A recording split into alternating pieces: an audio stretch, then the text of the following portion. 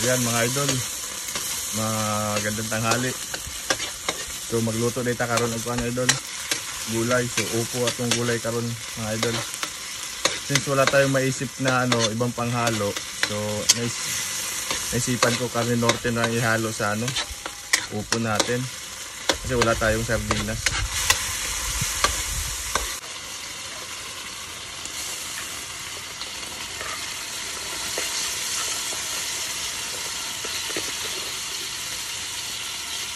Mga idol, first time pa na ako magluto og upo idol na karne norte ang iyang sahog. So hindi siya common sa akin. Ngayon lang talaga, first time. So try natin kung anong resulta nito, masarap ba.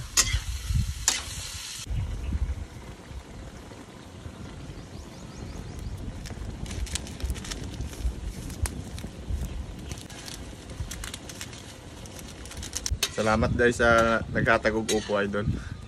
Yatag ni sa musilingan. Fresh from pag sa punuan gitang yatag ba. So thank you kayo. Nakagulay tayo. Kalibre tayo mga idol.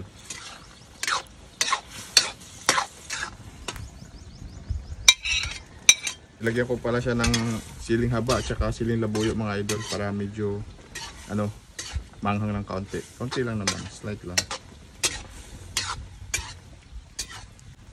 Pampatakam kasi appetizer pag may anghang ng kaunti.